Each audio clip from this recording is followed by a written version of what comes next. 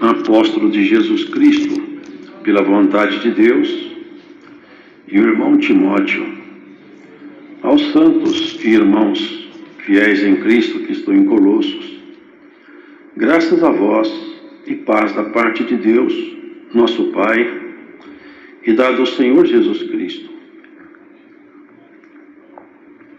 Graças damos a Deus, Pai de nosso Senhor Jesus Cristo, orando sempre por vós, porquanto ouvimos da vossa fé em Cristo Jesus e da caridade que tendes para com todos os santos, por causa da esperança que vos está reservada nos céus, da qual já antes ouvistes pela palavra da verdade do Evangelho, que já chegou a vós, como também está em todo o mundo, e já vai frutificando, como também entre vós, desde o dia em que ouvistes e conhecestes a graça de Deus em verdade, como aprendestes de Epáfras, nosso amado conservo, que para vós é um fiel ministro de Cristo, o qual nos declarou também a vossa caridade no Espírito.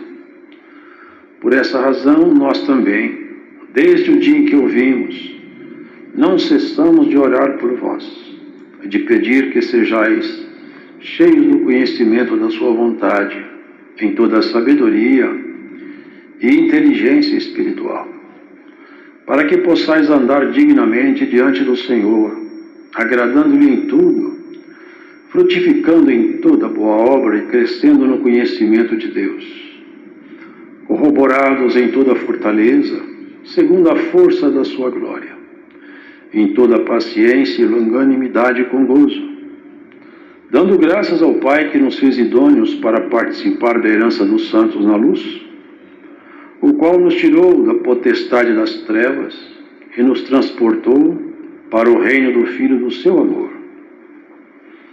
em quem temos a redenção pelo seu sangue, a saber, a remissão dos pecados, o qual é imagem do Deus invisível, o primogênito de toda a criação. Porque nele foram criadas todas as coisas que há nos céus e na terra, visíveis e invisíveis, sejam tronos, sejam dominações, sejam principados, sejam potestades. Tudo foi criado por ele e para ele. E ele é antes de todas as coisas, e todas as coisas subsistem por ele.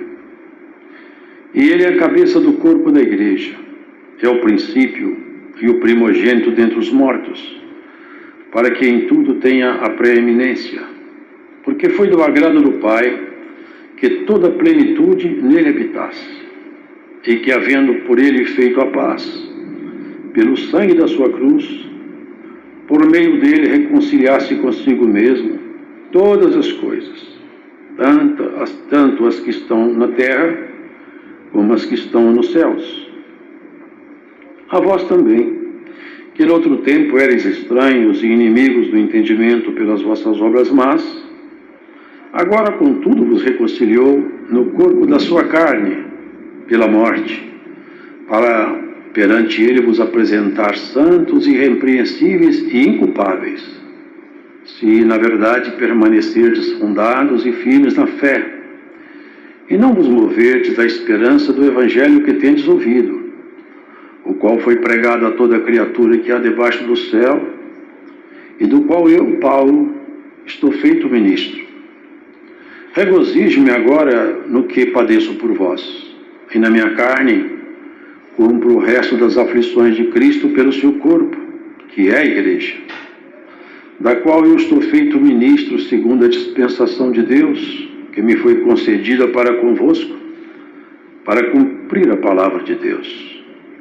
O mistério que esteve oculto desde todos os séculos e em todas as gerações, e que agora foi manifesto aos seus santos, aos quais Deus quis fazer conhecer quais são as riquezas da glória deste mistério entre os gentios, que é Cristo em vós, esperança da glória. A quem anunciamos, admoestando a todo homem e ensinando a todo homem toda a sabedoria, para que apresentemos todo homem perfeito em Jesus Cristo. E para isto também trabalho, combatendo segundo a sua eficácia, que obra em mim poderosamente. Amém.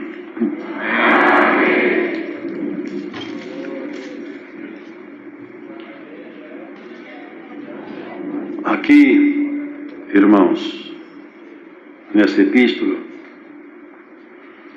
percebemos a colocação bem assertiva, bem direcionada, clara de Paulo, apóstolo, com relação àqueles irmãos de Colossos, os quais ele encontrava dentro das propostas apresentadas no Evangelho. E a esses tais, ele se dirigia chamando a eles de santos e fiéis. E não por acaso. Porque ser santo, irmãos, não é ser perfeito. E ser santo é proposta de Cristo na vida de todos aqueles que são seus. Nós precisamos de ser santos. E essa proposta era absolutamente impossível.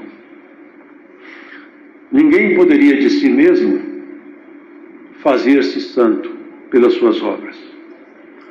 Ninguém poderia alcançar essa posição em Cristo se Cristo não tivesse outorgado a ele o perdão, para que a partir então de um perdão imerecido, o ser humano pudesse caminhar na direção de um aperfeiçoamento. Porque os irmãos veem com muita clareza que a humanidade caminha não é para um aperfeiçoamento, ainda que sob a visão científica e tecnológica, podemos compreender que sim, há um grande aperfeiçoamento do conhecimento, a multiplicação do conhecimento é evidente. Mas no tocante aos valores fundamentais da vida, a nossa caminhada não é de progresso enquanto humanidade. Enquanto humanidade, nós caminhamos, lamentavelmente, de treva em treva e de queda em queda. E essa realidade, irmãos, não será mudada. Essa realidade seguirá adiante, porque o homem natural, o homem desse mundo, ele vai amadurecendo em tudo quanto a inclinação da carne propõe. Mas aquele que é chamado para ser santo, ele vai se aperfeiçoando em Cristo. E de tal maneira que o Evangelho da Graça, que é uma riqueza, um poder maravilhoso, ele vai promover em nós uma transformação tão radical e tão profunda, e tem feito isso, que de homens simples e naturais, quando se fala homem, entende-se as irmãs, obviamente, nós passaremos a ser criaturas celestiais, pela nossa postura, pela nossa vocação, pelo exercício de nossa fé. Porque, irmãos, Paulo, ele dava graças a Deus, apresentava perante a esta irmandade o que ele via lá dentro, no corpo daquela igreja. A caridade, o amor, e que eles estavam caminhando, fazendo progresso nessa caminhada espiritual. Porque desde que nós nascemos, nós estamos seguindo um curso, a marcha da vida. A marcha da vida é o nascimento, o crescimento, a maturidade, velhice e morte. E debaixo desse ciclo, nós vamos fazendo nossas escolhas, até que nosso tempo acabe. Até que o Senhor diga, cessou seu tempo.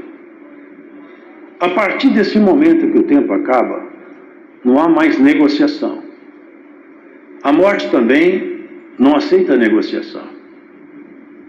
É só até o momento da morte é o tempo disponível para nós. Nós só temos essa vida. E é agora. A nossa escolha, ela é feita todo dia. E cada um de nós, individualmente, vai prestar conta perante Deus, nos tribunais eternos, de tudo quanto fez com esse corpo, por intermédio desse corpo. O bem ou mal.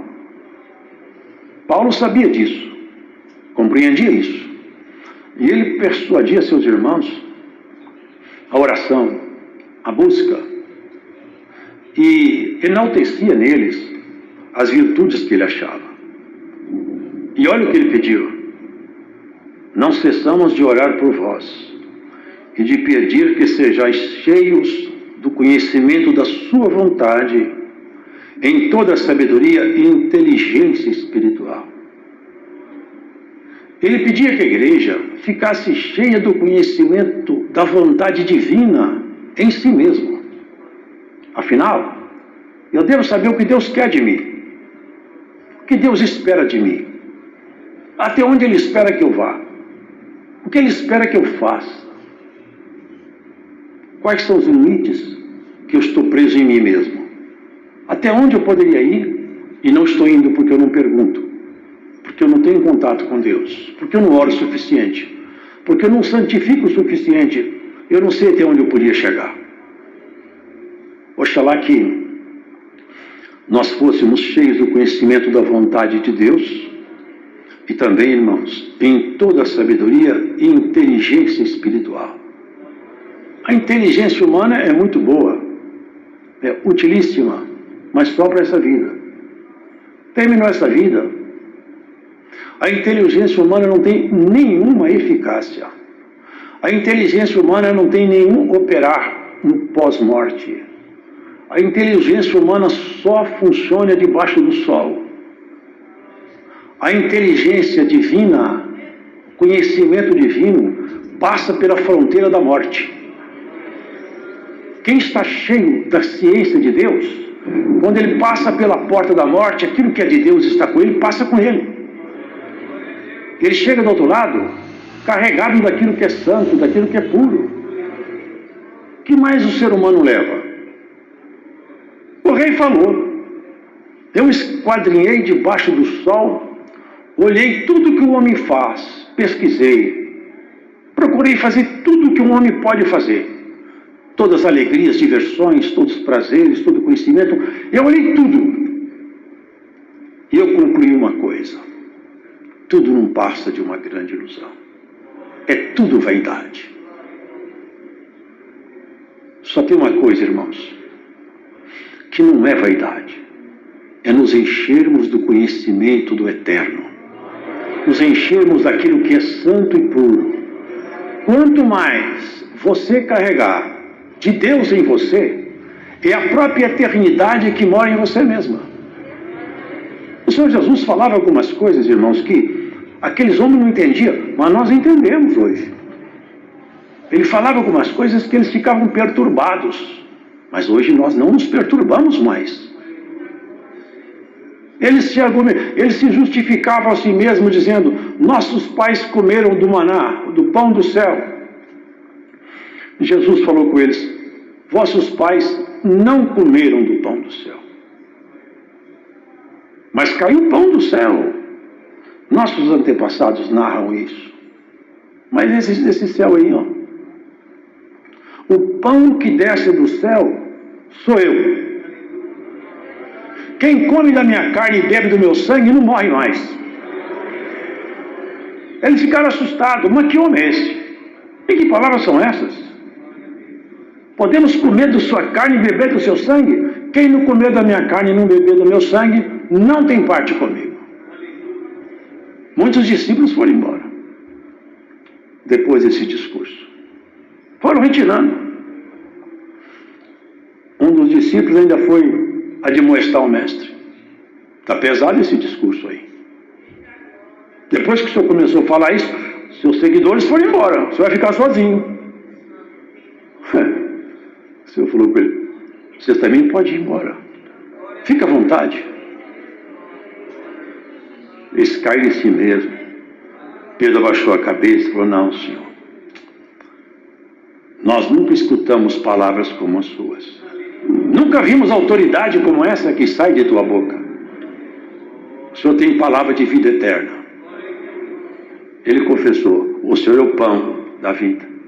Nós vamos continuar. Isso, irmãos, é o segredo do Evangelho. A palavra de Deus quando ela é alimentada, ela transforma, muda. Até mesmo as pessoas que ficavam de longe vendo o operário do Senhor Jesus foram atingidas como um raio pela sua virtude. Como Nicodemos. Eles julgavam Jesus. Esse homem não é de Deus. Pode vir alguma coisa boa de Nazaré? Nicodemos falou: escuta, mas na nossa lei, um homem pode ser condenado sem ser ouvido? Porventura, você também foi enganado por esse charlatão aí? Irmãos, a palavra dele era essa daí: eu tenho comigo a vida eterna. Meu Pai tem a vida eterna. E eu também tenho. Eu e o Pai somos um só. É Deus humanizado em Jesus. Deus se fez homem em Jesus. Com isso ele se identificou conosco na plenitude da identidade. Em tudo, ele foi um homem perfeito. Sentiu dores, cansaço, tristeza, angústia. Tudo ele sentiu. Ele pode nos representar. Legitimamente, ele é homem. Legitimamente, ele é Deus. Sem nenhum pecado. Porque não teve nenhum homem debaixo do sol sem um pecado sequer. Nenhum. Exceto Jesus. Nenhuma marca dele foi achada. Nenhum sinal. Nenhuma assinatura da treva.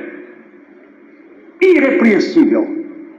Por isso, ele dizia: vocês se alimentem de mim. Eu trago comigo o segredo da vida. Porque o primeiro Adão trouxe consigo o segredo da morte. E todos morreram. Eu tenho comigo o segredo da vida.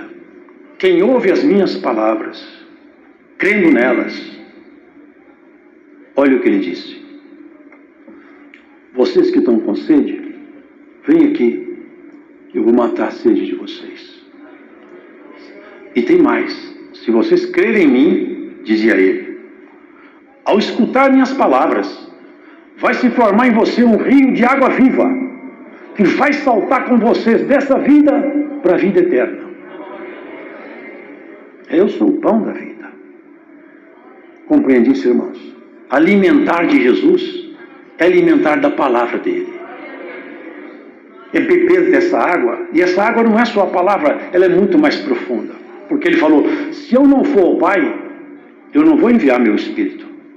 Mas chegando lá, eu quito a conta de vocês, quando eu morrer na cruz, e vou enviar o Espírito Santo Consolador.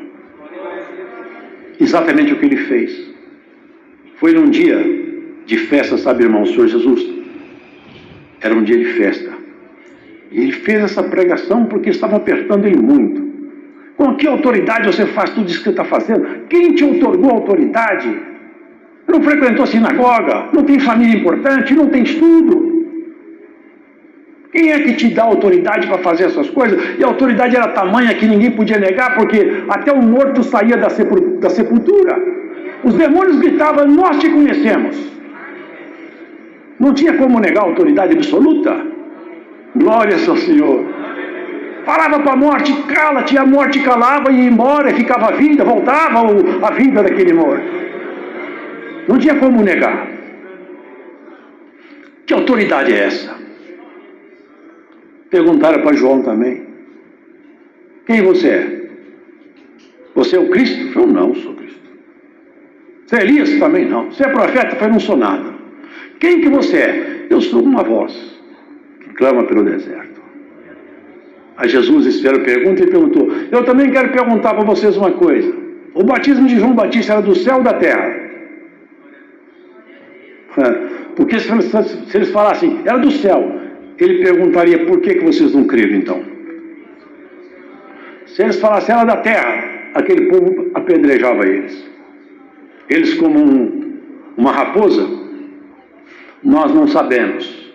Eu também não vou falar para vocês com que autoridade eu faço essas coisas, mas nós sabemos com que autoridade ele faz tudo. Vocês viram aqui? Nele foram criadas todas as coisas que há nos céus e na terra, nele. Visíveis e invisíveis, sejam tronos, isso aqui são hierarquias celestiais, viu? Tronos, dominações, principados, sejam potestades. Tudo foi criado por ele e para ele.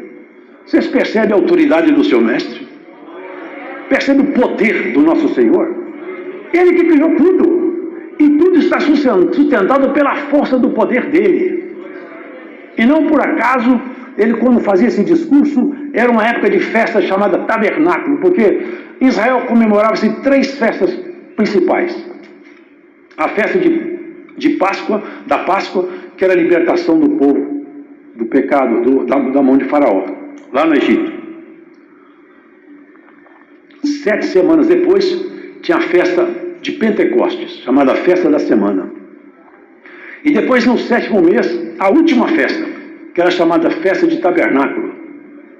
Essa festa, ela tinha uma particularidade. Aquela primeira festa, os irmãos conhecem.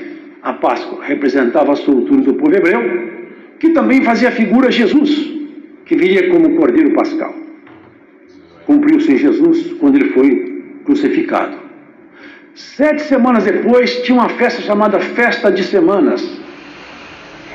O povo saía para colher os primeiros frutos do campo e entregava para o sacerdote. Era a festa da semana, os primeiros frutos de Israel.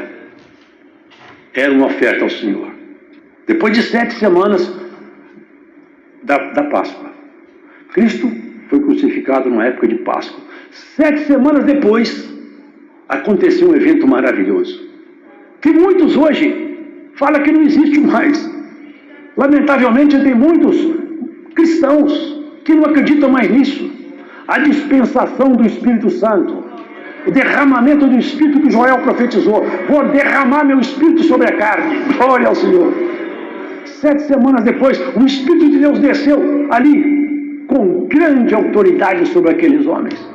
Eles começaram a glorificar Deus, não para pegar trigo, centeio nem cevada, mas para buscar as grandezas de Deus e entregar para os seus companheiros numa língua que eles não sabiam falar, um idioma que eles não dominavam, mas pelo Espírito Santo eles falavam. E Cristo fez essa pregação numa festa chamada Tabernáculo. É a última festa do ano. Depois daquele momento ali, já os campos de Jerusalém não produzem mais nada, só no ano seguinte. O Senhor estava dizendo, agora é o derramamento das últimas dispensações. Desde que Cristo foi crucificado até ele voltar, nós estamos vivenciando uma dispensação dos tabernáculos. Sabe como é que eles faziam? Eles saíam de casa, ficavam em cabanas, dormiam fora de casa, e de noite eles ficavam fora das suas casas. E eles lembravam, nós já fomos nômades, já andamos pelo deserto. Eu olhava as estrelas.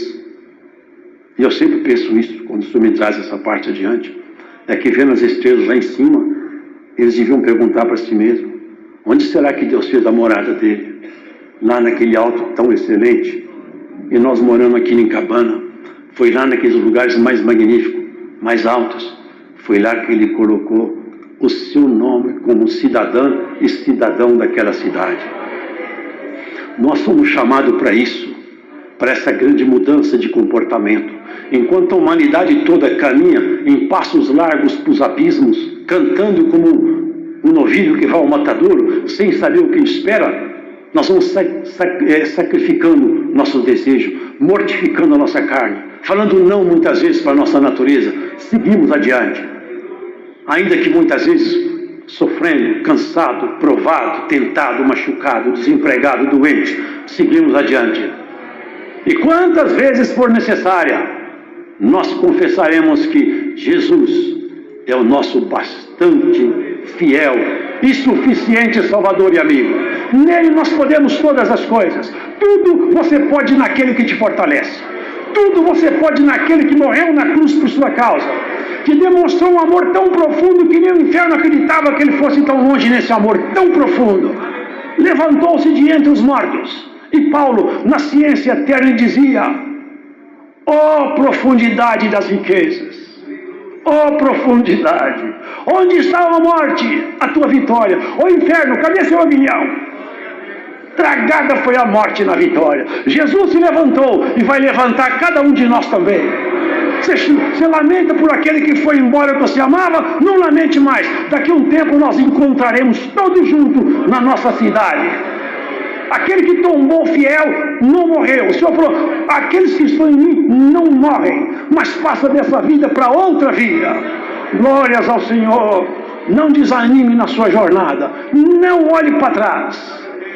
Aquela mulher de Ló olhou para trás e virou uma estátua de sal. O Senhor falou, aquele que mete a mão no arado, se ficar olhando para trás, não é apto para fazer aragem. Meteu a mão no arado, segue adiante. Vai chorando, vai caminhando. Vai plantando no choro, que já já você vai colher no júbilo e na alegria. Tem tempo de chorar, mas tem tempo de rir. Tem tempo de você apanhar, mas tem tempo que você vai bater também. Glória. E não é bofete, não é murro. Não. É bater na proposta do Senhor, na santidade, no desejo, na integridade da fé. É não se afastar dos propósitos divinos. Aonde Deus te pôs, fica lá, não corre da guerra. Não larga teu posto. Não abandone o seu lugar. Aonde o Senhor te colocou, seja onde for, cumpra o seu papel. Faz aquilo que fez aquele homem, Gideão, malhando um trigo, cansado, provado, sozinho, tentando fugir da mão dos inimigos. Apresentou-se ele um varão, falou assim, varão valoroso, vai nessa pouca força. Valoroso, logo eu estou arrebentado, eu estou sozinho, todo dia vem os inimigos, toma tudo, eu estou tentando livrar a casa de meu pai. O Senhor vai fazer um livramento pela sua mão. Mas eu não posso, eu sou o menor da minha casa. Você é o menor da casa sua, mas o maior de todos chegou aqui para te representar hoje perante esse irmão. Não tem ninguém que possa se fazer pequeno quando Cristo se torna seu aliado. Não tem ninguém derrotado quando Cristo é seu ajudador. Não tem ninguém perdido quando o Senhor é sua luz. Não tem ninguém amaldiçoado quando Cristo te abençoou. Você está com medo da maldição? Receba a bênção da palavra em nome do Senhor Jesus Cristo. Você está com medo do futuro? Jesus Cristo é o futuro seu. Não tenha medo do amanhã. Quem não tem Deus tem que ter medo de qualquer coisa. Até de um gato ele tem que correr. Quem tem Deus não tem que ter medo de nada, porque sabe, eu estou na mão do Senhor. Tudo Ele pode fazer por mim. Quantas vezes tentaram matar esse homem? Cercaram, armaram ciladas, juraram de morte. 40 homens salvaram justo assim. Nós não comemos, não bebemos enquanto nós não matar Paulo. Esse homem tem que morrer. O Senhor falou, ninguém mata Paulo. Enquanto ele não fizer tudo que eu mandei, não morre Paulo. Morre todo mundo, mas Paulo fica vivo. Glória ao Senhor. Morre muitos, mas você fica vivo. Alguém falou que você vai morrer, o Senhor te fala, você vai viver, e vai viver para servir o teu Deus. Glórias ao Senhor. A palavra de Deus, irmão. Sede santo, sede puro, seja limpo, é fiel, honesto. Acumula as boas obras, porque quando você dobrar seu joelho, Cristo está comprometido com sua oração. Paulo falou, eu cumpro o resto das aflições. Não que Cristo deixou conta para pagar, não que Paulo cumpriu um saldo que Cristo deixou devedor, nunca. A obra de Cristo é suficiente, total e absoluta. O que Paulo dizia é o seguinte, eu agora aprendi a sofrer pela igreja. Eu aprendi a gostar desse povo, aprendi a amar essa gente, e quando esse povo está apertado, eu sinto aperto, eu sinto tremor por fora e temor por dentro. Quando alguém fica fraco, eu perco o sono à noite. Quando alguém enfraquece, eu perco a minha alegria de comer. Eu vivo para proteger esse povo. Glórias ao Senhor. Viva para proteger essa gente, que Cristo vai proteger até a tua casa. Protege o povo de Deus, que Deus te protege. Defende a verdade, e a verdade se levanta no tribunal e te defende no último dia. Glórias ao Senhor. A palavra do Senhor é essa. Faça o bem, e o bem vai trabalhar a teu respeito. E não temo que possa te fazer um homem, porque fiel é aquele que te chamou. Fiel é o teu ajudador, o poderoso de Israel. que não fez essas estrelas de churuca, não, nem essas galáxias, não. Ele fez com as potestades do céu, as hierarquias mais altas, os querubins, aqueles anjos que quando chegam na terra, a terra inteira fica iluminada quando eles passam por aqui. Ilumina até esse universo. São anjos que nós nunca vimos. Eles foram, todos eles, feituras do Senhor. Ele que pode sustentar a sua caminhada, os seus passos. Na mão dele você está seguro. E ninguém te tirará da mão dele. Ou porventura tem algum espírito que teria a petulância, a coragem, a ousadia de se apresentar perante o Senhor e desafiá-lo a teu respeito? Antes escondido pelas cavernas do inferno que eles andam. Glórias ao Senhor. O Senhor te chama de bem-aventurado, de bem-aventurada. O dia do Senhor vem vindo. Prepara-te para aquele grande dia. Prepara-te para o grande encontro. Não olhe para a esquerda, não olhe para a direita, não olhe para trás. Muitos correram da guerra. Naquele dia vão ficar com muita vergonha. Quando se levantarem os heróis da fé, os novos heróis da fé, a Maria, João, Pedro, Tiago, José, Antônio, todo mundo vai se levantar. Herói da fé, você venceu, mulher. Você venceu, homem. Tome a porção do teu Senhor.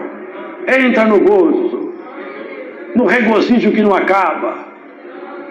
Você dorme de noite? Aonde vai sua alma? Quem toma conta de você? É o Senhor que vela por ti. Deus seja louvado.